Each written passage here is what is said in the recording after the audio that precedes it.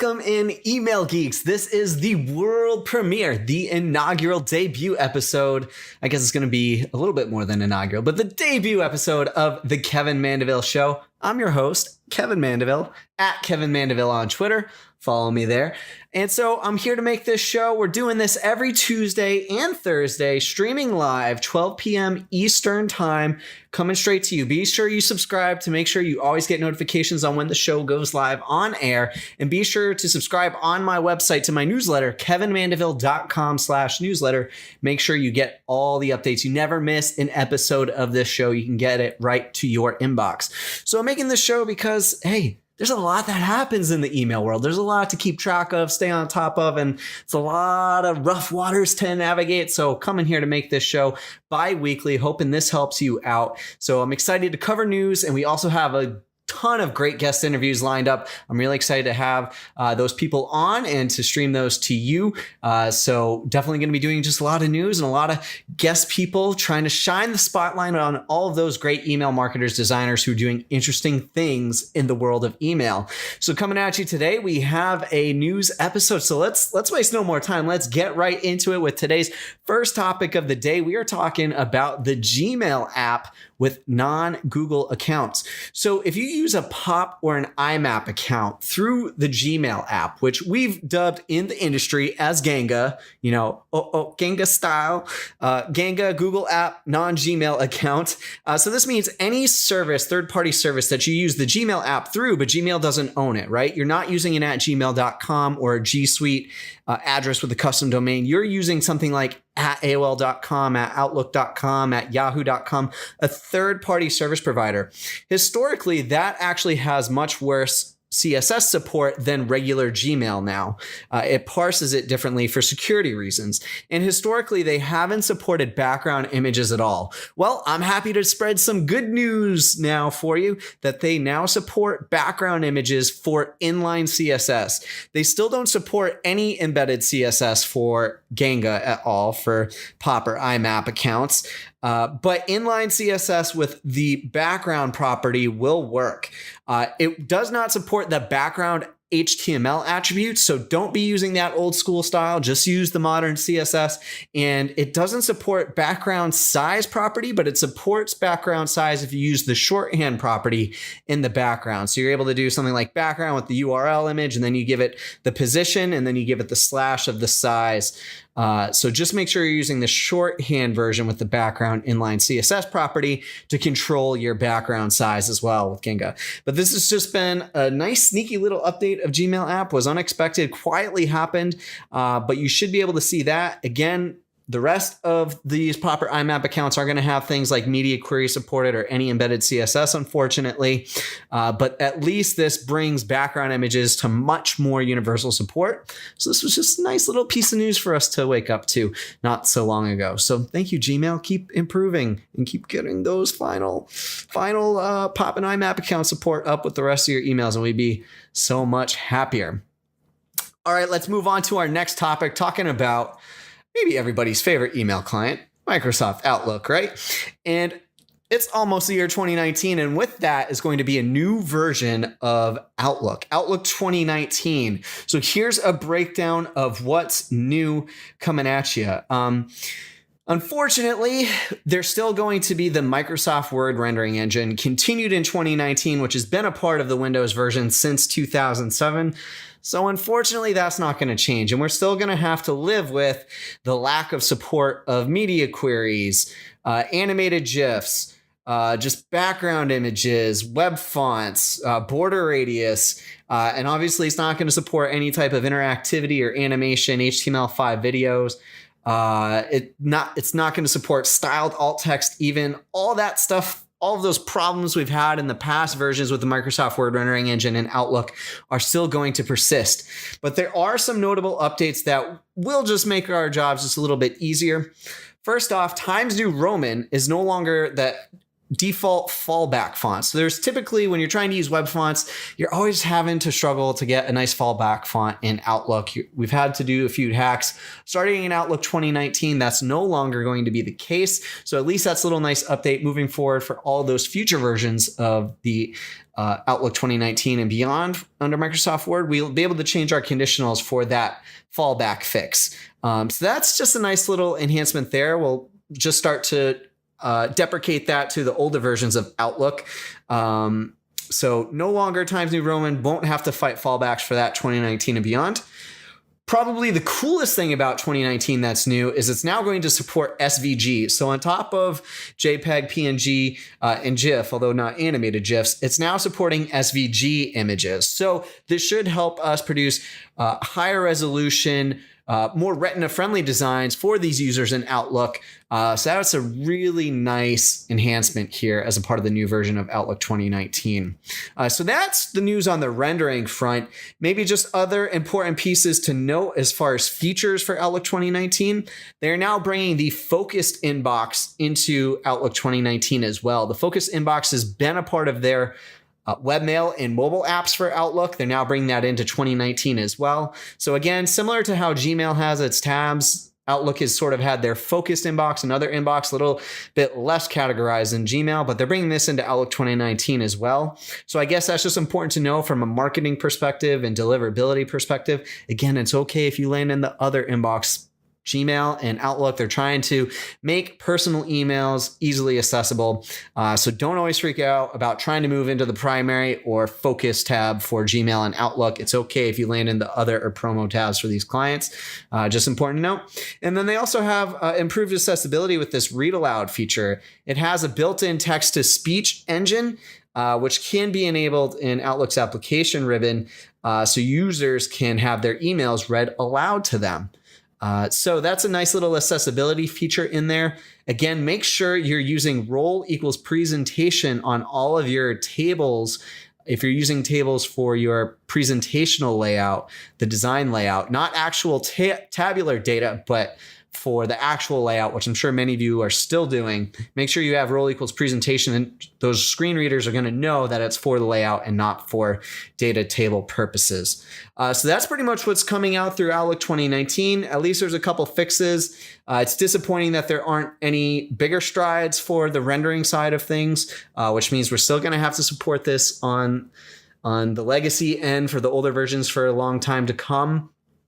But at least there's some strides thanks to Litmus and the Litmus Microsoft partnership for bringing this about. I know I personally would have liked to have seen more, but at least there are a few nice things in there. And you can expect to get all these types of updates from the Litmus Microsoft partnership moving forward. Outlook@litmus.com to email in bugs or things you'd like to see to improve on the rendering side. The more we do that, the more they'll listen. And I know Outlook was just at the recent Litmus Live conference in San Francisco, interacting with the community, which is a positive step. You know, it's something to at least be encouraged by, that they are participating and being active in the conversation. All right, so we're going to talk about iOS 12 here in a second, but I just want to take a pause for the cause to let you know that this show is being sponsored to you by EmailTees, emailtees.com. That is TEES. Emailtees.com. It's like tea, but tees plural. Emailtees.com is official apparel for email geeks. And this is my new side project. We've got t-shirts, both unisex and women's, long sleeves, crew necks and hoodies and zip up hoodies and hats, mugs, socks. We've got official apparel. There's no better way to rock your email geek fandom than with EmailTees. So we've got all sorts of different designs. We've already launched a few collections. We sort of have an original collection with evergreen type of statements that you're an email geek. We have hometown. So we have special designs from hometowns like current locales. So I know I have some from Boston, my hometown, London, San Francisco. We had a Halloween inspired collection, the Spooky collection, and we are coming out with the Jolly collection for our holiday inspired designs coming out next Thursday, December 6th. So mark your calendar. We're coming out live with that. I'm rocking the Nightmare Before Cyber Monday tee right now. And that's the first design of our collection that we've released. This is already on sale, but be sure sure you follow us at Email Tease on Twitter and Instagram. That's where we're going to release all the designs slowly out, and subscribe to the newsletter, emailtease.com. Just check it out. I'm having a ton of fun with this project. It's a nice passion side project. And if you like this show, you like my blogging at kevinmandeville.com, you like my Twitter, Instagram, all the stuff I do to produce content for the community, buy a t-shirt, help support me. I'm doing this stuff full time now, independent on my own. So all of your support is appreciated. Just give a follow at Email Tease and buy a t-shirt, emailtease.com. So check that out. All right, let's get into iPhone, iOS 12, brand new OS with the update. And you know what the great news about this update is? There is really not much to talk about. So typically when you have these updates from Apple, you're worried about how the screen sizes in the new devices may impact media queries.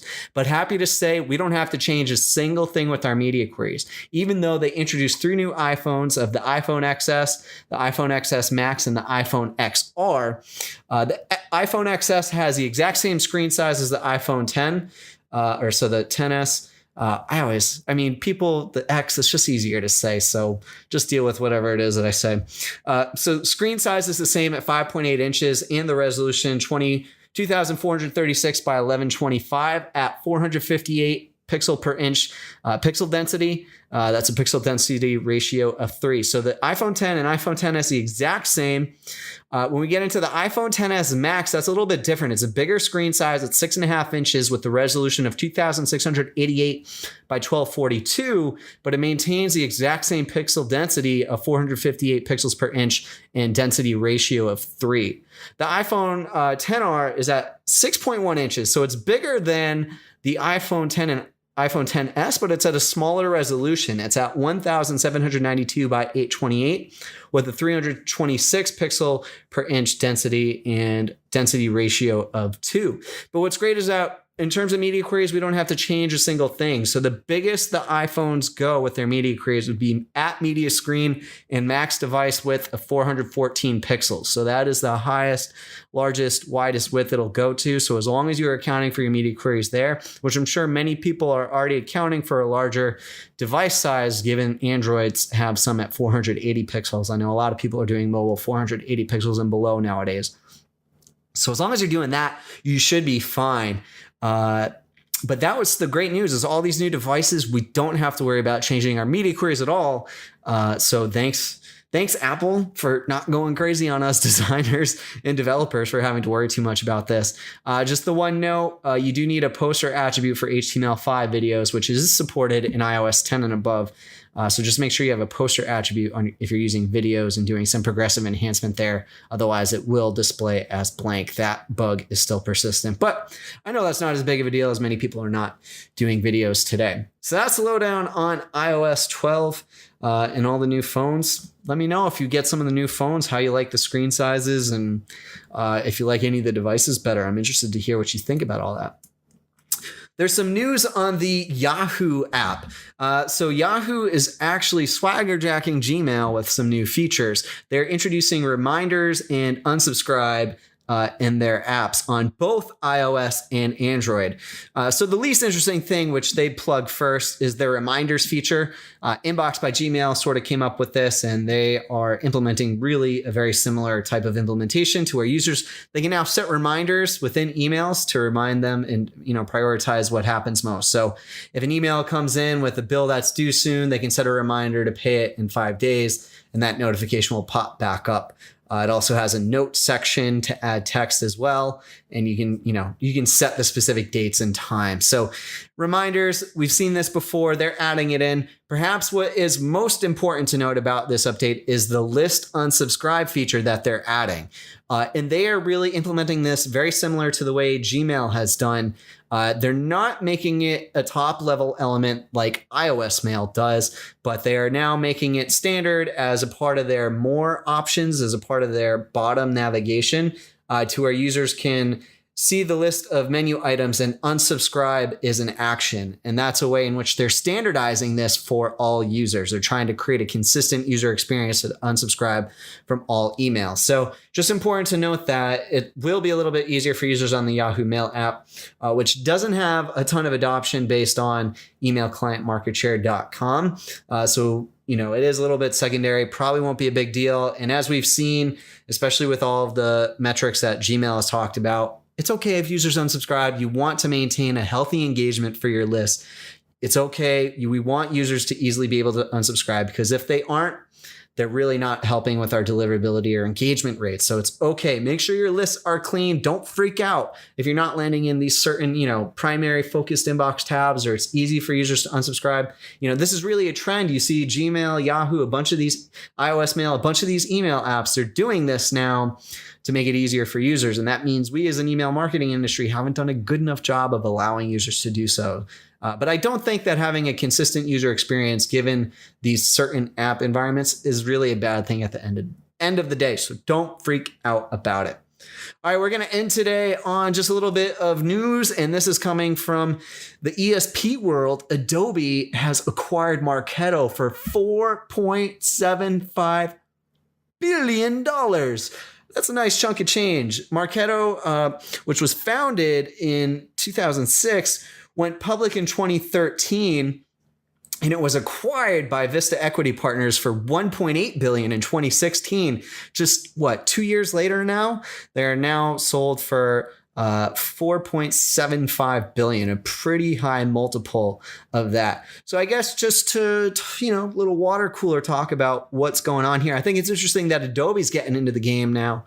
They have been in the game with Adobe Campaign, but Adobe Campaign has been a much, obviously, lower scale ESP compared to the likes of Marketo. So they are now acquiring a big customer base that they can work with and really get into the email game a little bit more. And Adobe obviously is known as being the premier really suite of services for designers. So I think it'd be interesting to see what they can do if they really invested into a larger scale ESP, if they can put their imprint of design and user experience on it, what type of impact that will have on the industry. And I also think that this actually makes Adobe, now that they've invested this much money into an ESP, they're much more likely to invest into that space. And maybe I would even guess acquire more email marketing type companies or services to integrate and make that product a lot better, more attractive. So I think they're more likely to make more acquisitions in that space, make more investments. Even if they make maybe some tangential acquisitions, they're always acquiring design, agencies, firms, products. They might even do that with the focus of turning those resources and putting them towards their ESP. So I'm interested to see, does Campaign and Marketo sort of become one? Obviously, Marketo's got the bigger customer base, so they're going to funnel all of their attention there. And I just think they're going to invest a lot more into email. I mean, their stock has been up. It's almost 80% in the past year. Adobe's booming. They're doing really well with their business. So I think it makes obviously a lot of sense with how much business there is in email. And obviously, if they do want to take on the likes of Salesforce, this is a good place that can really be disrupted, because I think at least on the larger scale enterprise end, there isn't a lot of that great design and user experience. You see a lot of, things like MailChimp, Campaign Monitor, which have historically been on the smaller business end. That's been a lot of great user experience, but I think they can really focus in, especially on the enterprise side. So interesting bit of news. Makes me want to go build an ESP and make that much cash, right? I should stop doing this show and go build an ESP right now. All right, so that's going to do it for the first episode of the Kevin Mandeville Show, the debut. Thanks for watching. Again, we're doing this live every Tuesday and Thursday, 12 p.m. Eastern Time. Be sure you subscribe to the video. You can get notifications on when we go live. And also subscribe to my newsletter, kevinmandeville.com/newsletter. It's my email newsletter that goes out where I have all of these resources that I talk about. You'll get all the links to every episode of the show and a link back to YouTube. So be sure you subscribe there, kevinmandeville.com/newsletter. It's been real email geeks. Excited to get this up and going, and see you on Thursday. See you next time. Peace. Go.